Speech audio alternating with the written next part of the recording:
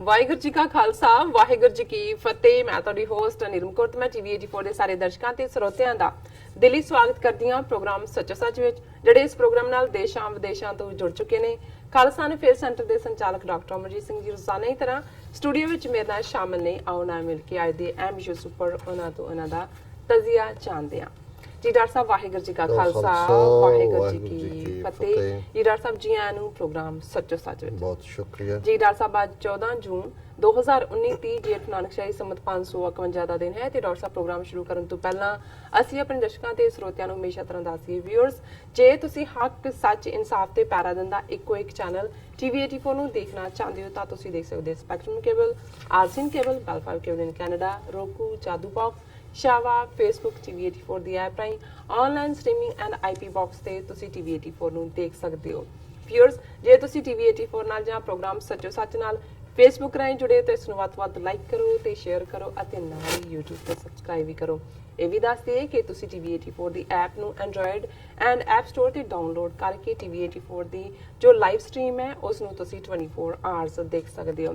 Viewers, ਜਿਸ ਤਰ੍ਹਾਂ ਕਿ ਅਸੀਂ ਇਸ ਵੀਕ ਦਾ ਐਂਡ ਵਾਲਾ ਪ੍ਰੋਗਰਾਮ ਕਰਨ ਜਾ ਰਹੇ ਹਾਂ ਔਰ ਫਰਾਈਡੇ ਦਾ ਦਿਨ ਹੈ, ਅਸੀਂ ਪਹਿਲਾਂ ਹੀ ਸਾਰਿਆਂ ਨੂੰ ਹੈਪੀ ਵੀਕਐਂਡ ਕਹਿੰਦੇ ਹਾਂ ਔਰ ਜੋ ਅੱਜ ਦਾ ਪਹਿਲਾ ਅਹਿਮ ਇਸ਼ੂ ਹੈ ਉਸ ਬਾਰੇ ਅਸੀਂ ਡਾਕਟਰ ਸਾਹਿਬ ਕੋਲੋਂ ਉਹਨਾਂ ਦੇ ਵਿਚਾਰ ਸੁਣਦੇ ਹਾਂ। ਜੀ ਡਾਕਟਰ ਸਾਹਿਬ ਕੀ ਕਹਿਣਾ ਚਾਹੋਗੇ?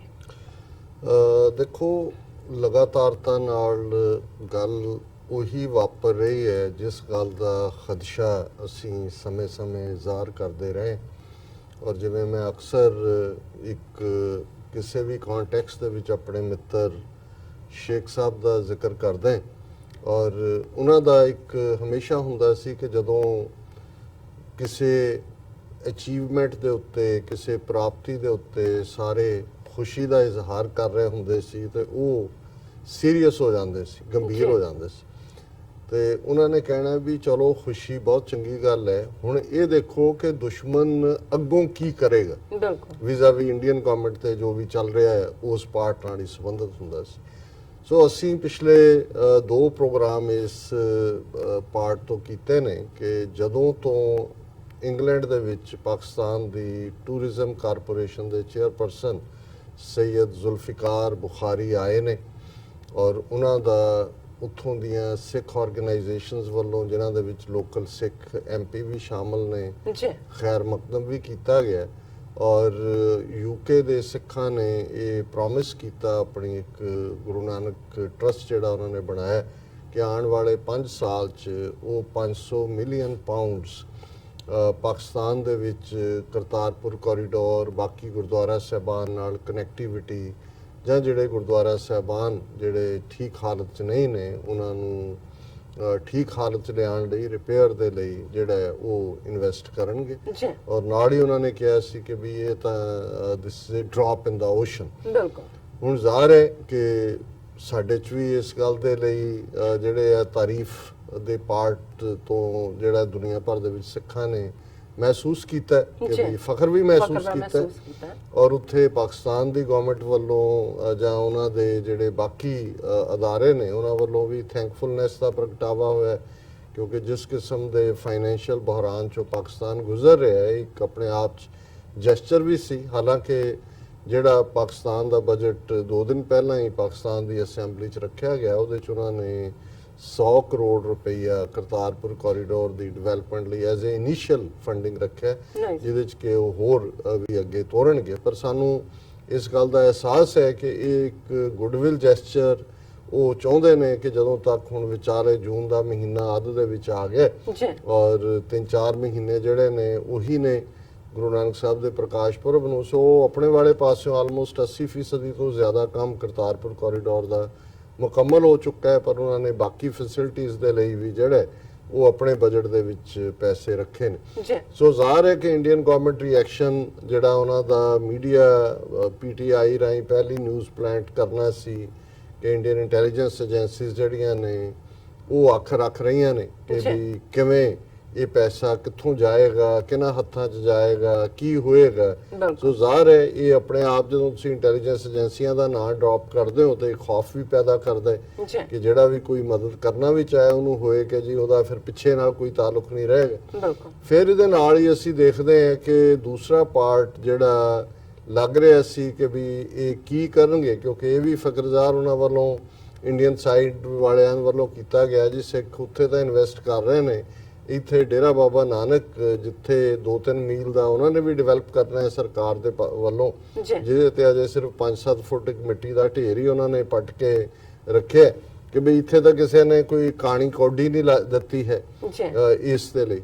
ਲੇਕਿਨ ਇਸ ਹੱਦ ਤੱਕ ਕਿ ਜਿਹਨੂੰ ਤੁਸੀਂ ਰਿਵੈਂਜ ਕਹੋ ਜਾਂ ਉਹਨਾਂ ਦੀ ਫਰਸਟ੍ਰੇਸ਼ਨ ਹੈ, ਜਾਂ ਉਹ ਸਿੱਖਾਂ ਨੂੰ ਮੈਸੇਜ ਦੇ ਰਹੇ ਨੇ ਭਾਰਤ ਵਾਲਿਆਂ ਨੂੰ ਵੀ ਕਿ ਤੁਸੀਂ ਸਾਡੀ ਗ੍ਰਿਫਤ 'ਚ ਹੋ, ਅਸੀਂ ਜੋ ਚਾਹੀਏ ਕਰ ਸਕਦੇ ਹਾਂ, ਔਰ ਇੰਨੀ ਕੁਇਕਲੀ ਇਸ ਹੱਦ ਤੱਕ ਇਸ ਘਟੀਆ ਲੈਵਲ ਤੱਕ ਜਾ ਕੇ ਰਿਐਕਟ ਕਰਨਗੇ, ਇਹਦੀ ਮੇਰਾ ਖਿਆਲ ਹੈ ਕਿ ਵੀ ਇਹ ਉਹਨਾਂ ਦੀ ਐਕਸਟ੍ਰੀਮ ਆਪਣੇ ਆਪ 'ਚ ਡਿਫੀਟ ਹੈ। ਹੁਣ ਜ਼ਾਹਰ ਹੈ ਵੀ ਅੱਜ 14 ਜੂਨ ਹੈ, ਤੁਸੀਂ ਮੈਂਸ਼ਨ ਜਿਵੇਂ ਕੀਤਾ ਵੀ ਇਸ ਵੀਕ ਦਾ ਲਾਸਟ ਪ੍ਰੋਗਰਾਮ ਹੈ, ਔਰ 16 ਜੂਨ ਹੁਣ ਤੋਂ 2 ਦਿਨ ਬਾਅਦ ਜਿਹੜਾ ਕਿ ਐਤਵਾਰ ਦਾ ਦਿਨ ਹੋਏਗਾ, ਸ਼ਹੀਦਾਂ ਦੇ ਸਰਤਾਜ ਪੰਜਵੇਂ ਪਾਤਸ਼ਾਹ ਗੁਰੂ ਅਰਜਨ ਸਾਹਿਬ ਦਾ ਸ਼ਹੀਦੀ ਦਿਨ ਹੈ। ਔਰ ਜ਼ਾਹਰ ਹੈ ਕਿ ਇਹ ਸ਼ਹਾਦਤ 1606 ਦੇ ਵਿੱਚ ਹੋਈ।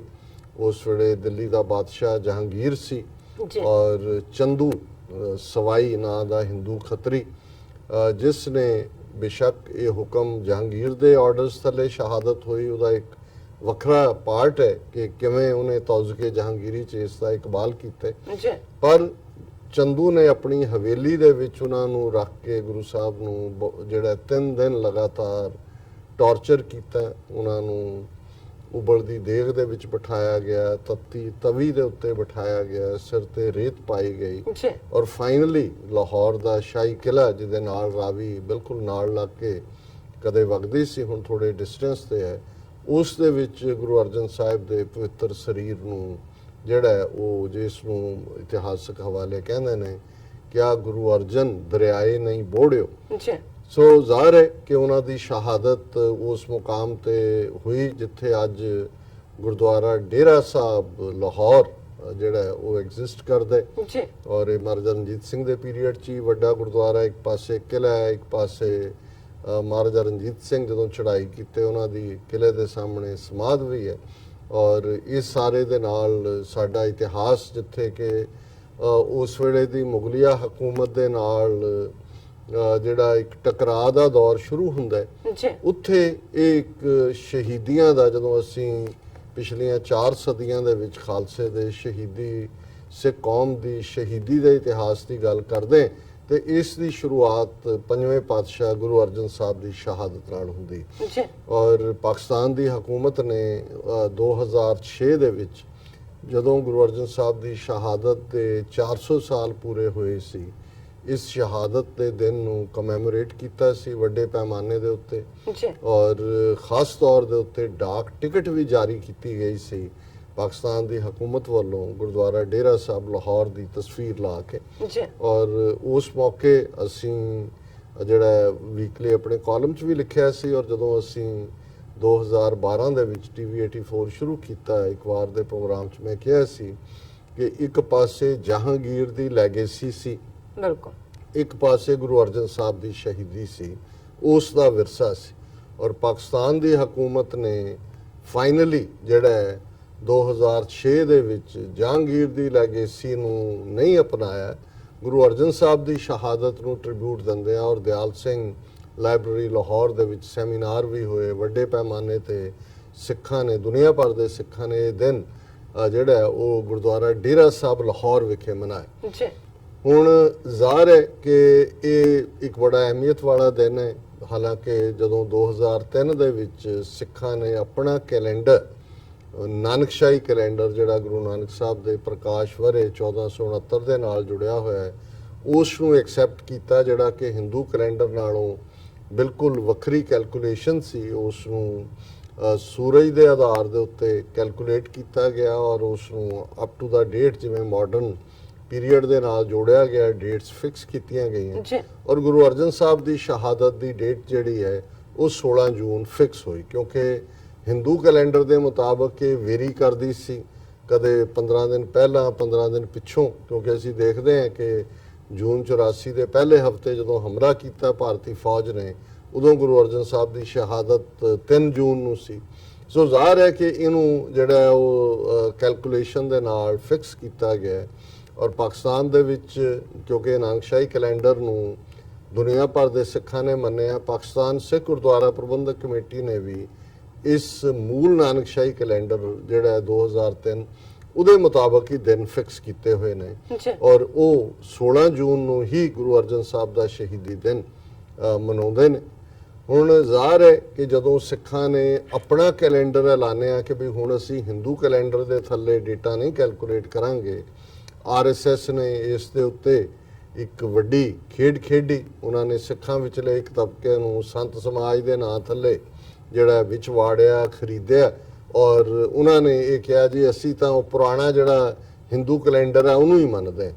ਪਰ ਬਾਹਰਲੇ ਸਿੱਖ ਸੰਗਤਾਂ ਨੇ ਵੀ ਔਰ ਪਾਕਿਸਤਾਨ ਕਮੇਟੀ ਨੇ ਵੀ ਆਪਣਾ ਜਿਹੜਾ ਸਟੈਂਡ ਦੇ ਉੱਤੇ ਸਟਿਕ ਕੀਤਾ।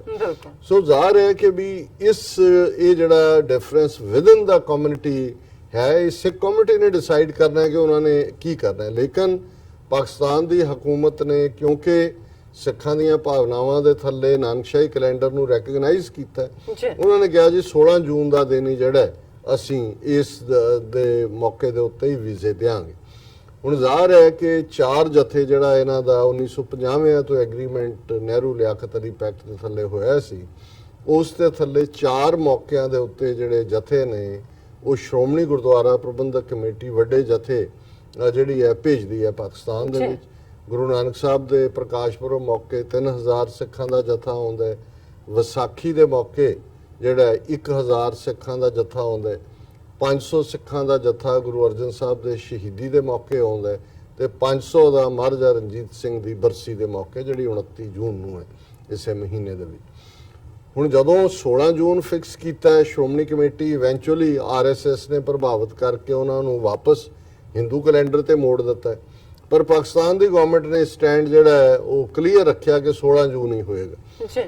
ਹੁਣ ਜ਼ਾਹਰ ਹੈ ਕਿ ਭਾਰਤ ਦੇ ਵਿੱਚ ਜਿਹੜੀਆਂ ਬਾਕੀ ਆਰਗੇਨਾਈਜੇਸ਼ਨਾਂ ਵੀ ਜਥੇ ਭੇਜਦੀਆਂ ਨੇ ਮੌਕੇ ਤੇ, ਜਿਨ੍ਹਾਂ ਦੇ ਵਿੱਚ ਦਿੱਲੀ ਕਮੇਟੀ ਵੀ ਹੈ, ਹੋਰ ਇੰਡੀਪੈਂਡੈਂਟ ਜਿਹੜੀਆਂ ਨੇ ਐਨਜੀਓਜ਼ ਨੇ ਔਰ ਸਿੱਖ ਜਥੇਬੰਦੀਆਂ ਨੇ। ਹੁਣ 130 ਸਿੱਖਾਂ ਦਾ ਜਥਾ ਜਿਨ੍ਹਾਂ ਦੇ ਵਿੱਚ ਜ਼ਿਆਦਾ ਬਜ਼ੁਰਗ ਸਨ, ਸੀਨੀਅਰ ਸਿਟੀਜ਼ਨ ਸਨ, ਉਹਨਾਂ ਨੂੰ ਜਿਹੜਾ ਉਹਨਾਂ ਨੇ ਅਪਲਾਈ ਕੀਤਾ ਵੀਜ਼ੇ ਲਈ।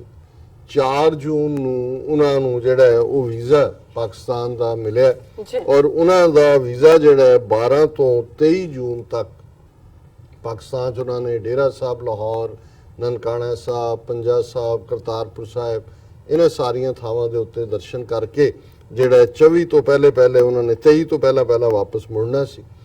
ਹੁਣ ਇਹ ਜਥਾ ਜ਼ਾਹਰ ਹੈ ਕਿ ਜਦੋਂ ਵੀਜ਼ਾ ਦਿੱਤਾ ਜਾਂਦਾ, ਪਾਕਿਸਤਾਨ ਨੇ ਵੀਜ਼ਾ ਦਿੱਤਾ, ਪਰ ਜਦੋਂ ਪਾਸਪੋਰਟ ਸਬਮਿਟ ਕੀਤੇ ਜਾਂਦੇ ਨੇ ਵੀਜ਼ੇ ਲਈ ਕੰਟਰੀ ਛੱਡਣ ਲਈ, ਭਾਰਤ ਦੀਆਂ ਜਿਹੜੀਆਂ ਸੀਆਈਡੀ, ਇੰਟੈਲੀਜੈਂਸ, ਪੁਲਿਸ, ਇਹਨਾਂ ਸਾਰਿਆਂ ਦੀ ਵੈਰੀਫਿਕੇਸ਼ਨ ਹੁੰਦੀ ਹੈ। ਹੁਣ ਬੀਤੇ ਕੱਲ ਜਦੋਂ ਕਿ ਸਵੇਰੇ ਇਹ ਜਥਾ ਅਟਾਰੀ ਬਾਰਡਰ ਤੇ ਆਇਆ, ਜ਼ਾਹਰ ਹੈ ਕਿਉਂਕਿ ਵੀਜ਼ੇ ਪਾਕਿਸਤਾਨ ਨੇ ਦਿੱਤੇ ਸੀ ਔਰ ਜਿਹੜਾ ਪ੍ਰੋਸੀਜਰ ਹੁੰਦਾ ਹੈ ਬਾਈ ਰੇਲ, ਬਾਈ ਟ੍ਰੇਨ, ਉਹਦੇ 'ਚ ਅਟਾਰੀ ਬਾਰਡਰ ਚੈੱਕ ਪੋਸਟ ਹੈ ਇੰਡੀਅਨ ਸਾਈਡ ਦੀ ਔਰ ਦੂਜੇ ਪਾਸੇ ਜਿਹੜਾ ਵਾਘਾ ਦੀ ਲਾਈਨ ਔਰ ਪਾਕਿਸਤਾਨ ਦੀ ਟ੍ਰੇਨ ਉੱਥੋਂ ਤੱਕ ਆ ਜਾਂਦੀ ਹੈ ਵਾਘਾ ਬਾਰਡਰ ਦੇ ਉੱਤੇ। ਇੱਥੋਂ ਅਟਾਰੀ ਤੋਂ ਇੰਡੀਅਨ ਜਿਹੜੀ ਇਮੀਗ੍ਰੇਸ਼ਨ ਐਂਡ ਕਸਟਮ ਵਾਲੇ ਨੇ ਉਹ ਕਲੀਅਰੈਂਸ ਦੇ ਕੇ ਉਹਨਾਂ ਨੂੰ ਜਿਹੜਾ ਟ੍ਰੇਨ ਨੂੰ ਇੱਧਰ ਆ ਲੈਣ ਦਿੰਦੇ ਨੇ ਔਰ ਯਾਤਰੀ ਉਹਦੇ 'ਚ ਸਵਾਰ ਹੁੰਦੇ ਨੇ ਔਰ ਜਿਹੜੀ ਵੀ ਫਾਰਮਲ ਚੈਕਿੰਗਸ ਔਰ ਜੋ ਵੀ ਹੁੰਦਾ ਉਹ ਕਰਕੇ ਉਹਨਾਂ ਨੂੰ ਤੋਰ ਦਿੱਤਾ ਜਾਂਦਾ। ਹੁਣ ਪਾਕਿਸਤਾਨ ਦੀ ਟ੍ਰੇਨ ਆ ਕੇ ਬਾਰਡਰ ਤੇ ਖੜੀ ਹੈ ਉਸ ਵਾਘੇ ਤੇ ਅਟਾਰੀ ਦੇ ਪਾਰ। ਗਰਮੀਆਂ ਦੇ ਦਿਨ ਨੇ, ਪਾਕਿਸਤਾਨ ਸਿੱਖ ਗੁਰਦੁਆਰਾ ਪ੍ਰਬੰਧਕ ਕਮੇਟੀ ਵੱਲੋਂ ਜਿਹੜਾ ਰੂਹ ਅਫਜ਼ਾ ਔਰ ਕੋਲਡ ਔਰ ਸ਼ਿਕੰਜਵੀ ਔਰ ਦੂਸਰਾ ਵੀ ਔਰ ਲੰਗਰ ਦਾ ਵੀ ਪ੍ਰਬੰਧ ਦੂਜੇ ਪਾਸਿਓਂ ਇੰਤਜ਼ਾਰ ਕਰ ਰਹੇ ਨੇ ਔਰ ਬੜੇ ਆਨਰ ਦੇ ਨਾਲ ਜਦੋਂ ਵੀ ਜਥਾ ਆਉਂਦਾ ਹੈ ਉਹ ਫੁੱਲਾਂ ਦੀ ਵਰਖਾ ਕਰਦੇ ਨੇ ਔਰ ਉਹਨਾਂ ਨੂੰ ਪੂਰੀ ਇੱਜ਼ਤ ਮਾਣ ਦੇ ਨਾਲ ਉਹਨਾਂ ਨੂੰ ਮਹਿਸੂਸ ਹੁੰਦਾ ਹੈ ਕਿ ਵੀ ਅਸੀਂ ਆਪਣੇ ਦੇਸ਼ 'ਚ ਆਏ ਹਾਂ ਔਰ ਉੱਥੇ ਉਹਨਾਂ ਨੇ ਹਰਾਸ ਕੀਤਾ ਹੁੰਦਾ। ਪਰ ਇਸ ਵਾਰ ਇਹ ਜਿਹੜਾ ਇੰਗਲੈਂਡ ਦੇ ਸਿੱਖਾਂ ਦਾ ਜਾਂ ਦੁਨੀਆ ਭਰ ਦੇ ਸਿੱਖਾਂ ਦਾ ਕਰਤਾਰਪੁਰ ਲਾਂਘਾ ਜਾਂ ਪਾਕਿਸਤਾਨ ਪ੍ਰਤੀ ਪਿਆਰ ਹੈ ਆਪਣੇ ਗੁਰਧਾਮਾਂ ਦੀ ਜ਼ਿਆਰਤ ਕਰਨ ਦੇ ਲਈ, ਉਹ ਇਹਨਾਂ ਨੂੰ ਪਚਿਆ ਨਹੀਂ ਔਰ ਉੱਥੇ ਅਟਾਰੀ ਸਟੇਸ਼ਨ ਦੇ ਉੱਤੇ ਜਿਹੜਾ ਸਟੇਸ਼ਨ ਮਾਸਟਰ ਜਾਂ ਦੂਜਾ ਹੈ ਉਹਨੇ ਕਿਹਾ ਕਿ ਜੀ ਅਸੀਂ ਦੂਜੇ ਪਾਸਿਓਂ ਟ੍ਰੇਨ ਨੂੰ ਅਲਾਉ ਨਹੀਂ ਕਰ ਸਕਦੇ ਕਿਉਂਕਿ ਫੋਰਨ ਅਫੇਅਰਸ ਨੇ, ਮਿਨਿਸਟਰੀ ਆਫ ਫੋਰਨ ਅਫੇਅਰਸ ਨੇ ਜਿਹੜਾ ਉਹ ਇਜਾਜ਼ਤ ਨਹੀਂ ਦਿੱਤੀ। ਹੁਣ ਉਹ ਵਿਚਾਰੇ ਅੱਛਾ ਉਹਨਾਂ ਨੂੰ ਅਟਾਰੀ ਸਟੇਸ਼ਨ ਦੇ ਅੰਦਰ ਵੀ ਨਹੀਂ ਜਾਣ ਦਿੱਤਾ ਜਾ ਰਿਹਾ। ਬਜ਼ੁਰਗ ਨੇ, ਨਾ ਪਾਣੀ ਹੈ, ਇੰਨੀ ਗਰਮੀ ਪੈ ਰਹੀ ਹੈ, ਨਾ ਉਹ ਟਾਇਲਟ ਯੂਜ਼ ਕਰ ਸਕਦੇ ਨੇ, ਨਾ ਉਹਨਾਂ ਦੀ ਕੋਈ ਫੈਸਿਲਿਟੀ ਹੈ। ਔਰ ਇਹ ਸਾਰੇ ਪਾਸੇ ਖਬਰ ਤਾਂ ਲੱਗੀ ਕਿ ਭਾਈ ਕਿਵੇਂ ਪਾਕਿਸਤਾਨ ਜਾਣ ਵਾਲੇ ਜਿਹੜੇ ਯਾਤਰੂ ਨੇ ਉਹਨਾਂ ਨੂੰ ਸਟੈਂਡ ਕੀਤਾ ਔਰ ਉਹਨਾਂ ਨੂੰ ਕਿਵੇਂ ਉਹ ਜ਼ਲੀਲ ਕੀਤਾ। ਔਰ ਉਹਨਾਂ ਨੇ ਈਵਨ ਟ੍ਰਿਬਿਊਨ ਦੀ ਸਟੋਰੀ ਤਾਂ ਉਹਨਾਂ ਨੇ ਕੁਝ ਤਾਂ ਇੰਟਰਵਿਊ ਵੀ ਦਿੱਤੇ ਨੇ। 130 ਉਹ ਯਾਤਰੂ ਸਨ, ਵੈਲਿਡ ਉਹਨਾਂ ਕੋਲ ਵੀਜ਼ੇ ਨੇ। ਪਾਕਿਸਤਾਨ ਨੇ ਉਹਦੀ ਟ੍ਰੇਨ ਵੇਟ ਕਰ ਰਹੀ ਹੈ, ਦੂਜੇ ਪਾਸੇ ਉਸ ਟ੍ਰੇਨ ਨੂੰ ਇਹਨਾਂ ਨੇ ਅਲਾਉ ਨਹੀਂ ਕੀਤਾ।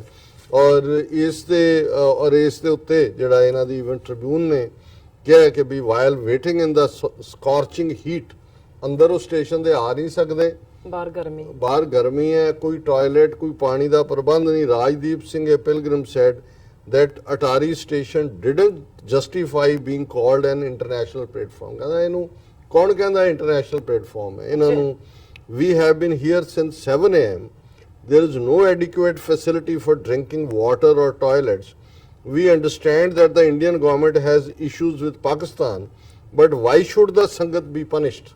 ਬਿਲਕੁਲ ਵੀ ਤੁਹਾਡੀਆਂ ਪ੍ਰੋਬਲਮਸ ਨੇ, ਕਰੋ, ਅਸੀਂ ਧਰਮੀ ਲੋਕ ਹੈ, ਅਸੀਂ ਆਪਣੇ ਗੁਰਧਾਮਾਂ ਦੇ ਦਰਸ਼ਨਾਂ ਨੂੰ ਚੱਲੇ ਆ, ਸਾਰੀਆਂ ਟੈਕਨੀਕੈਲਿਟੀਜ਼ ਕੰਪਲੀਟ ਨੇ, ਤੁਸੀਂ ਸਾਨੂੰ ਕਿਉਂ ਪਨਿਸ਼ ਕਰ ਰਹੇ ਹੋ। ਫਿਰ ਉਹਨੇ ਕਿਹਾ ਕਿ another pilgrim Paramjit Singh said the central government was deliberately trying to insult the Sikh community। ਬਿਲਕੁਲ ਔਰ ਇਹ ਮੈਂ ਸਮਝਦਾ ਵੀ ਉੱਥੇ ਜਦੋਂ ਕਿ ਪਤਾ ਹੈ ਕਿ ਵੀ ਕਮੈਂਟ ਕਰਨ ਤੋਂ ਬਾਅਦ ਹੀ ਪੁਲਿਸ ਨੇ ਮੁੜ ਕੇ ਘੇਰਿਆ ਹੋਣਾ, ਉਹਨੇ ਕਿਹਾ ਵੀ ਇਹ ਜਾਣ ਬੁੱਝ ਕੇ ਸਿੱਖ ਕਮਿਊਨਿਟੀ ਨੂੰ ਇਹ ਇਨਸਲਟ ਕਰ ਰਹੇ ਨੇ। ਫਿਰ ਉਹਨਾਂ ਨੇ ਕਿਹਾ ਕਿ the formalities related to the official permission have been completed at least a day ago, why are we being harassed at the 11th hour। ਕਿ ਉਧਰ ਟ੍ਰੇਨ ਖੜੀ ਹੈ, ਅਸੀਂ ਗਰਮੀ ਚ ਉਬਲ ਰਹੇ ਹਾਂ, ਤੁਸੀਂ ਸਾਨੂੰ ਕਿਉਂ ਨਹੀਂ ਜਾਣ ਦੇ ਰਹੇ। ਔਰ the railway authorities didn't allow us to go inside the Atari station as if we were outsiders। ਉਹ ਕਿਹਾ ਸਾਨੂੰ ਸਟੇਸ਼ਨ ਦੇ ਅੰਦਰ ਵੀ ਨਹੀਂ ਜਾਣ ਦਿੰਦੇ ਕਿ ਵੀ ਅਸੀਂ ਕੋਈ ਫੈਸਿਲਿਟੀ ਯੂਜ਼ ਕਰੀਏ, ਕਿ ਅਸੀਂ ਕੋਈ ਏਲੀਅਨ ਹੈ ਕਿਸੇ ਹੋਰ ਪਾਸਿਓਂ, ਇਸ ਮੁਲਕ ਦੇ ਅਸੀਂ ਸ਼ਹਿਰੀ ਹਾਂ।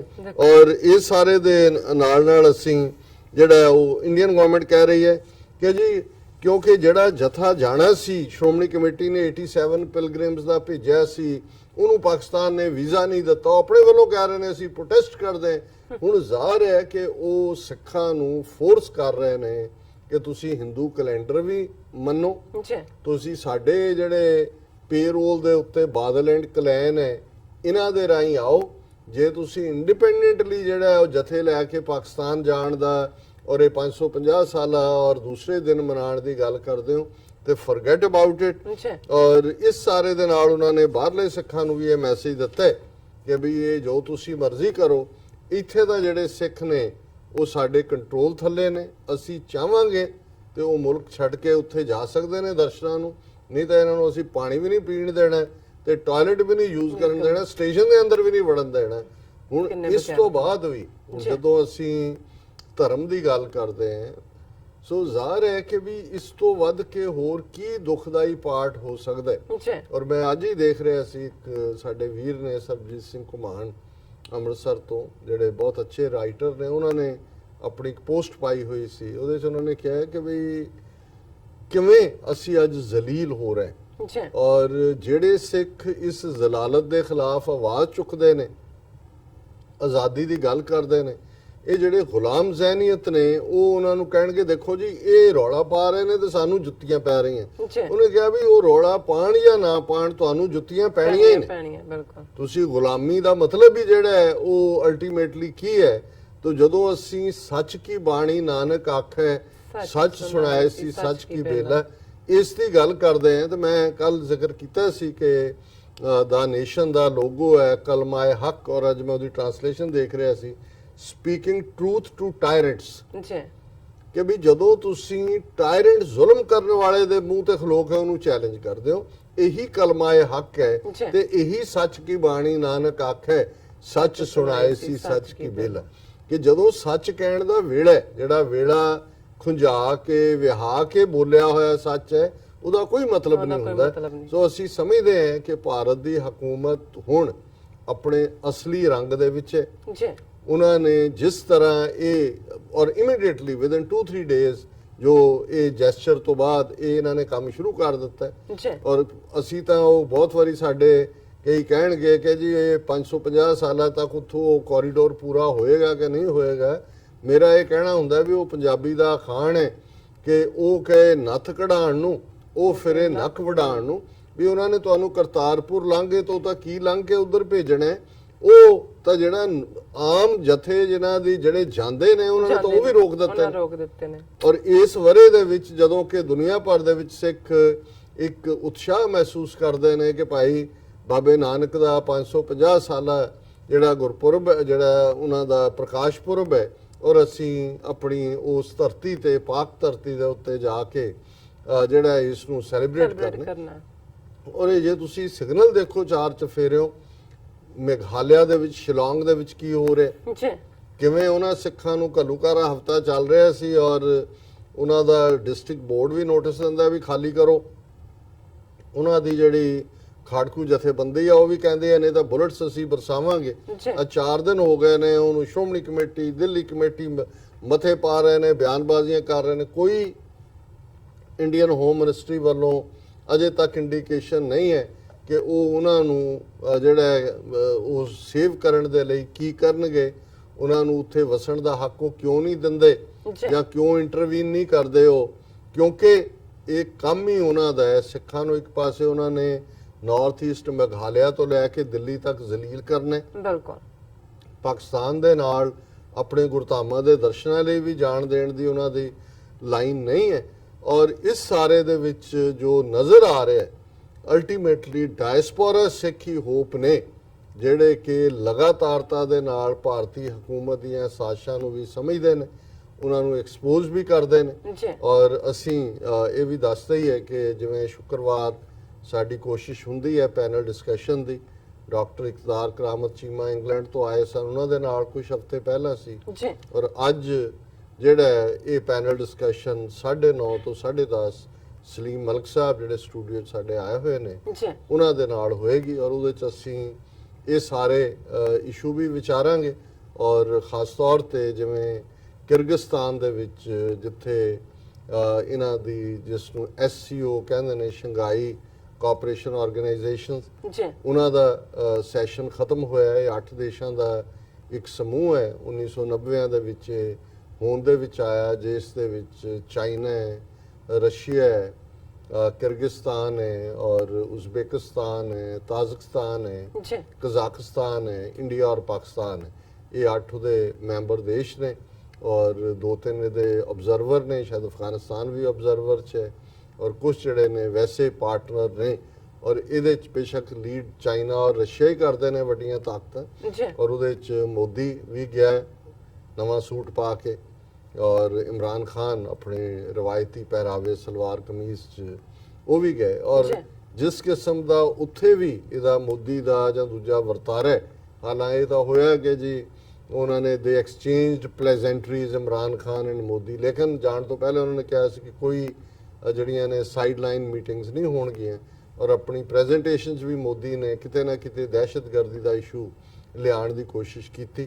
ਸੋ ਇਹ ਜਿਹੜੇ ਸਾਰੇ ਇਸ਼ੂ ਨੇ ਕਿ ਇਨ ਦਾ ਐਂਡ ਆਫ ਦਾ ਡੇ ਇਹ ਕੀ ਇੰਡੀਅਨਸ ਦੀ ਲਾਈਨ ਚੱਲ ਰਹੀ ਹੈ ਵਿਜ਼ਾਵੀ ਸਿੱਖਾਂ ਦੇ ਕੀ ਹੈ, ਵਿਜ਼ਾਵੀ ਪਾਕਿਸਤਾਨ ਕੀ ਹੈ, ਇਹ ਅਸੀਂ ਪੈਨਲ ਡਿਸਕਸ਼ਨ 'ਚ ਇਸ ਕਿਸਮ ਦੇ ਟੌਪਿਕ ਵੀ ਜਿੱਥੇ ਹਫਤੇ ਦਾ ਪੂਰਾ ਸਮ ਅਪ ਹੁੰਦਾ ਉਸ ਨੂੰ ਵੀ ਲਿਆਵਾਂਗੇ। ਔਰ ਅਸੀਂ ਸਮਝਦੇ ਹਾਂ ਕਿ ਇਹ ਹੁਣ ਸਿੱਧਾ ਜਿਹੜੀ ਹੈ ਲੜਾਈ ਸਿੱਧੀ ਹੈ। ਔਰ ਜਿਵੇਂ ਸਾਡੇ ਬੜੇ ਪਿਆਰੇ ਦੋਸਤ ਔਰ ਦਲ ਖਾਲਸਾ ਦੇ ਆਗੂ ਫਾਊਂਡਰਸ ਚੋਂ ਚਰਨ ਸਿੰਘ ਜੀ ਧਾਮੀ, ਉਹ ਵੀ ਨਿਊ ਜਰਸੀ ਪਹੁੰਚੇ ਹੋਏ ਨੇ। ਅੱਜ ਹੀ ਉਹਨਾਂ ਨਾਲ ਗੱਲ ਹੋ ਰਹੀ ਸੀ ਤੇ ਉਹ ਮੈਨੂੰ ਕਹਿਣ ਲੱਗੇ, ਕਹਿੰਦੇ ਜੀ ਹੁਣ ਤਾਂ ਜਿਵੇਂ ਉਹ ਹਿੰਦੂਤਵਾ ਦੇ ਏਜੰਡੇ ਤੇ ਖੁੱਲ ਕੇ ਆ ਗਏ ਨੇ ਔਰ ਦੁਨੀਆ 'ਚ ਸਿੱਧੀ ਗੱਲ ਹੋ ਰਹੀ ਹੈ। ਹੁਣ ਸਿੱਖਾਂ ਨੂੰ ਜੇ ਉੱਥੇ ਕੱਲ ਨੂੰ ਕੋਈ ਸਾਨੂੰ ਪੋਲੀਟੀਕਲ ਫਰੰਟ ਵੀ ਬਣਾਉਣਾ ਪੈਂਦਾ ਤੇ ਸਿੱਧੀ ਖਾਲਿਸਤਾਨ ਦੀ ਗੱਲ ਹੀ ਹੁਣ ਕਰਨ ਵਾਲੀ ਗੱਲ ਹੈ।